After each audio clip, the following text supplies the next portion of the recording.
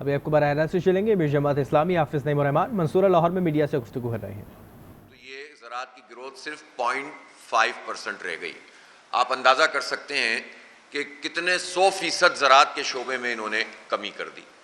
6.5 سے اگر 0.5 رہ گئی تو آپ سوچ سکتے ہیں کہ زراعت کے ساتھ کیا سلوک ہے جو یہ کیا جا رہا ہے۔ اور اس کی بنیادی وجہ یہ تھی کہ جب وزیر اعلیٰ صاحبہ کی طرف سے اعلان کیا گیا تھا کہ 3900 روپے کی گندم خریدی جائے گی اور یہ سرکاری ریٹ تھا، اب اندازہ لگائیں کہ حکومت کی طرف سے اعلان کردہ ریٹ سے حکومت پیچھے ہٹ گئی، اور یہ دھوکہ تھا، بہت بڑا فراڈ تھا۔ اور اس کے نتیجے میں جو بحران پیدا ہوا وہ یہ ہوا کہ 2100 روپے ایوریج میں یہ بوری گندم کی جو تھی وہ بکنے لگی، اور جو مڈل مین تھے ان کی چاندی ہو گئی۔ یعنی یہ اتنی کم قیمت پہ ان کی جب گندم نکلی ہے تو اس کے نتیجے میں کسان تو رل گیا، اس کو تو خرچہ ہی پورا نہیں ہوا، اور اس کی جو فروخت تھی اس کی خرید سے بہت کم ہو گئی۔ اس کے نتیجے میں کسان ان کو بدترین نقصان ہوا، اور پھر ہوا یہ کہ بعد میں مڈل مین تھے ان کی چاندی ہوئی۔ اور اس وقت جو بحران پیدا ہوا ہے، اس بحران سے جو فائدہ اٹھا رہے ہیں وہ لوگ ہیں کہ جو انہیں درمیان میں کمایا ہے، اور وہ سب حکومتی اور ان تمام جو ہے جتنے بھی کوریڈورز ہیں ان میں نمایاں مقام رکھتے ہیں، مافیاز ہیں۔ اور اب ہو یہ رہا ہے کہ آٹا مہنگے سے مہنگا ہوتا چلا جا رہا ہے، کسان کو پیسے نہیں دیے، عوام سے پیسے وصول کر رہے ہیں۔ یعنی ہونا یہ چاہیے کہ کسان کو بھی سبسڈی ملنی چاہیے اور عوام کو بھی سبسڈی ملنی چاہیے، کیونکہ یہ نیشنل فوڈ سیکیورٹی کا معاملہ ہوتا ہے۔ یہ جو کراپس ہوتی ہیں جس میں گندم شامل ہوتی ہے، چاول شامل ہوتا ہے، یہ مکئی ہوتی ہے، یہ نیشنل فوڈ سیکیورٹی کے زمرے میں آتی ہیں کہ اس کے غذائی قلت اور بحران کو قابو پایا جاتا ہے حکومتوں کی سبسڈی سے۔ اور سبسڈی حکومت کیا چیز ہوتی ہے؟ عوام کے ٹیکسوں سے چلنے والی ہوتی ہے۔ ہم سے جب آپ بجلی پر ٹیکس وصول کرتے ہیں اور ناجائز طریقے سے وصول کرتے ہیں، ہم سے گیس پر، ہمیں پیٹرول پر فی لیٹر 100 روپے کی لیوی وصول کرتے ہیں عوام سے، تو اس کے بعد اسی لیے کرتے ہیں کہ بحران نہ پیدا ہو۔ تو عوام کو بھی سبسڈی ملنی چاہیے اور کسان کو بھی سبسڈی ملنی چاہیے، لیکن حکومت دونوں طرف سے کسان کو بھی بیڑا غرق اس کا کیا اور پھر اس کے بعد عوام کا بھی بیڑا غرق کر رہے ہیں، اور پیکیجز کا اعلان کرتی رہتی ہیں سی ایم صاحبہ۔ اور ہم ان سے یہ پوچھنا چاہتے ہیں کہ یہ کس بات کی نورہ کشتی ہے جو آپ سندھ سے لڑ رہی ہیں؟ سندھ میں جو حکومت موجود ہے اور پنجاب میں جو حکومت موجود ہے وہ علیحدہ علیحدہ نہیں ہے، آپ ایک ہی پی ڈی ایم ہیں، اور آپ نے ہی رجیم چینج کیا تھا، آپ نے ہی پاکستان کو اس بحران میں مبتلا کیا ہے۔ آپ دونوں فارم 47 کی پیداوار ہیں، اور فارم 47 کی یہ پیداوار اس وقت لاہور میں امیر جماعت اسلامی حافظ نعیم الرحمان میڈیا سے گفتگو کریں جو آپ نے ملاحظہ کیا۔ سولر سسٹم لگا کر لوگ اپنے ٹیوب ویل چلائیں، آپ کو اس پہ بھی اعتراض ہوتا ہے، آپ وہ بھی نہیں چلنے دیتے، اور پھر کھادوں کو اتنا مہنگا کر دیں، دواؤں کو اتنا مہنگا کر دیں، بیجوں کو مہنگا کر دیں، اور بیج کے لیے آپ کے پاس کوئی پالیسی نہیں ہے، کوئی ڈیولپمنٹ ہی نہیں ہوتی پاکستان میں۔ آپ براجمان ہیں 45 سال سے، اور آپ نے اپنے بیج ڈیولپ ہی نہیں کیے۔ آپ ہائیبرڈ نظام کے اوپر لے کر آتے ہیں جس کے نتیجے میں اگر آپ کو کچھ فصل مل بھی جاتی ہے تو اگلی مرتبہ زمین اس فصل کے وہ بیج جو ہے وہ اس قابل نہیں ہوتا کہ اس میں فردر فصل لی جا سکے۔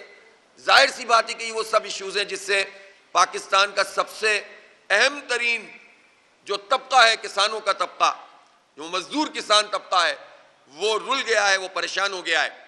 ہم یہ سمجھتے ہیں کہ جو بڑے بڑے جاگیردار ہوتے ہیں جن کی سینکڑوں ایکڑ اور مربع زمین ہوتی ہیں وہ تو حکومتوں کا حصہ ہوتے ہیں۔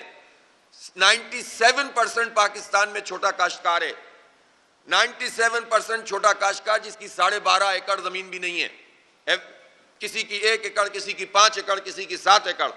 تو ان 97% لوگوں کے ساتھ آپ نے جو سلوک کیا ہوا ہے، چند لوگوں کو مفادات دیتے ہیں اور سب کو برباد کر کے رکھ دیتے ہیں، یہ سلسلہ اب نہیں چلے گا۔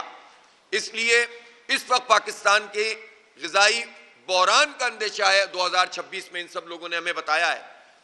ہم یہ سمجھتے ہیں کہ اس بحران پہ قابو پانے کا ایک ہی طریقہ ہے کہ حکومت ہوش کے ناخن لے اور ان تمام اقدامات سے باز رہے جس سے ہماری گندم کی فصل، گنے کی فصل، جس سے ہماری جو ہے وہ چاول اور کپاس کی فصل، خاص طور پر مکئی کی، یہ جو ہے وہ متاثر ہونے کا پوری طرح سے جو اندیشہ موجود ہے۔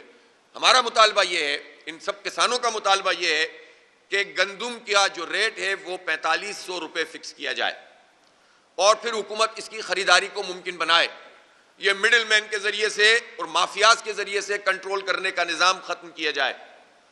اسی طرح آٹے پہ جو یہ مصنوعی بحران پیدا ہوا ہے اس کو بھی حکومت ہی قابو پائے اور مڈل مین کا پروفٹ کم کرے، عوام کو سہولت پہنچائے، لیکن اس کے نتیجے میں یہ غذائی بحران نہیں پیدا ہونے دیں گے۔ دیکھیں یہ جو اب ریٹ 3500 وغیرہ کی آوازیں دے رہے ہیں، یہ تو ویسے ہی اس لیے ہو جانا ہے کہ اب لوگ گندم لگانے کے لیے تیار نہیں ہیں۔ یہ درد ہے جس کی وجہ سے محمود صاحب نے کہا ہے کہ ہم گندم نہیں لگائیں گے۔ ان کو شوق نہیں ہے اپنی فصلوں کو تباہ کرنے کا، اپنے کھیتوں کو ویران رکھنے کا، لیکن اگر یہ اس درد سے یہ بات کر رہے ہیں تو اس درد کو سمجھیں۔ ہم ان سے ریکویسٹ کریں گے کہ آپ گندم لگائیں، انشاءاللہ آپ کے ریٹ کے لیے ہم بات کریں گے اور لڑیں گے اور میدان میں نکلیں گے انشاءاللہ، اور آپ کے ساتھ نکلیں گے اور آپ کو انشاءاللہ پروٹیکشن فراہم کریں گے۔ لہٰذا ابھی ہم نے یہ فیصلہ کیا ہے کہ حکومت کی طرف سے اگر کوئی پراپر اقدامات سامنے نہیں آئے اور یہ ریٹ نہیں طے کیا گیا تو ہم نے پہلے تو یہ ہر دو صورتوں میں کسانوں کو اٹھانے کے لیے، متحد کرنے کے لیے یہ فیصلہ کیا ہے کہ 24، 25، 26 اکتوبر کو ہم بہت بڑا کارواں نکالیں گے، کسان بچاؤ پاکستان بچاؤ کارواں، اور تمام کسان تنظیمیں انشاءاللہ اس کا حصہ ہوں گی بلا تفریق، اس لیے کہ اس وقت اتحاد سے اور متحد ہو کر ہی کام ہو سکتا ہے۔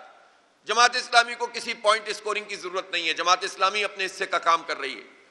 جماعت اسلامی غزہ کے لوگوں کی آواز بن رہی ہے، جماعت اسلامی الخدمت کے پلیٹ فارم سے سیلاب زدگان کی خدمت کر رہی ہے، بے کسوں کا سہارا بن رہی ہے۔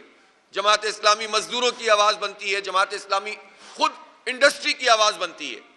ہمیں کوئی بینیفٹ نہیں چاہیے، ہمیں پاکستان کے عوام کے لیے، 25 کروڑ لوگوں کے لیے، اور ان 25 کروڑ لوگوں میں سے جو 15 کروڑ کی آبادی ہے، جو زرعی آبادی ہے، جو کسانوں پر مشتمل آبادی ہے، ان کے بچوں پر مشتمل آبادی ہے، ہم ان کی آواز بننا چاہتے ہیں تاکہ حکمران طبقہ ان کو مزید لوٹ مار سے باز آ جائے۔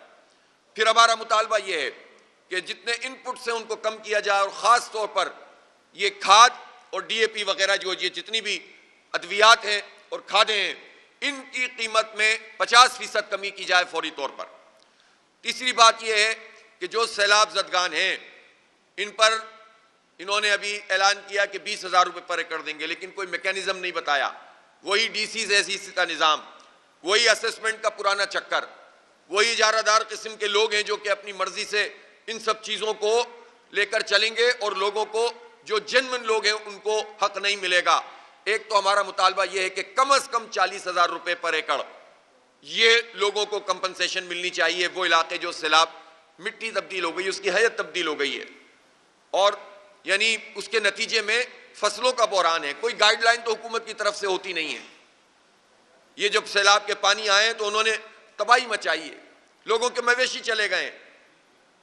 ہم جب یہ کیمپس لگا رہے تھے الخدمت کے اور ہم جاتے تھے لوگوں کے پاس، لوگ کہتے تھے کہ ہمارے پاس جو ہے وہ ونڈا ہے نا، وہ نہیں ہے، چارہ نہیں ہے، اور ہمیں جو ہے وہ ہمیں کوئی پوچھنے والا نہیں ہے گورنمنٹ کی طرف سے، صرف نمائشی اقدامات، صرف فوٹو سیشن، صرف شوٹنگ کرنے کے لیے پہنچ گئے، کبھی کشتی میں پہنچ گئے، کبھی کسی کھیت میں پہنچ گئے، تصویریں کھنچائیں، اخبارات میں کروڑوں روپے کے اشتہار ہماری ٹیکسوں کے پیسوں سے دے دیے اور کہا ہم نے ریلیف دے دیا۔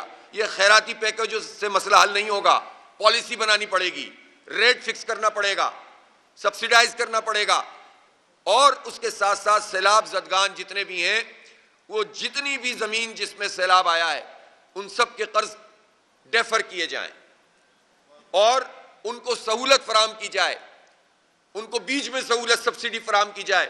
میں حیران ہوں کہ یہ آئی ایم ایف کی غلامی کا جو انہوں نے طوق پہنا ہوا ہے، یہ آئی ایم ایف ان سے تو یہ بھی کہتا ہے کہ اپنی مراد کم کریں، یہ آئی ایم ایف تو ان سے یہ کہتا ہے کہ اپنی گاڑیاں چھوٹی کریں، اپنا فری پیٹرول اور اپنی فری گیس اور بجلی ختم کریں، اپنی مراد میں کمی کریں، تو یہ تو کوئی بات نہیں مانتے یہ۔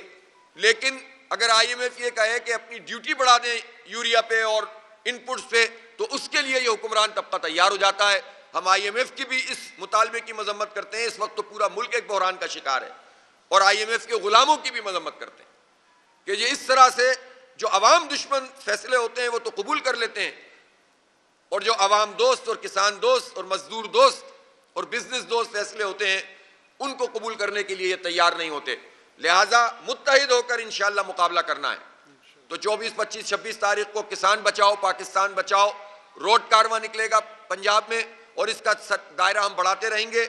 اور یہ سب لوگ اس بات کے لیے تیار ہیں اور یہ تائید کر رہے ہیں کہ اگر حکومت نے کوئی پراپر پالیسی اور ریٹ فکس نہیں کیا گندم کا 4500 روپے تو پھر پورے پنجاب بلکہ پورے پاکستان سے لوگ نکلیں گے.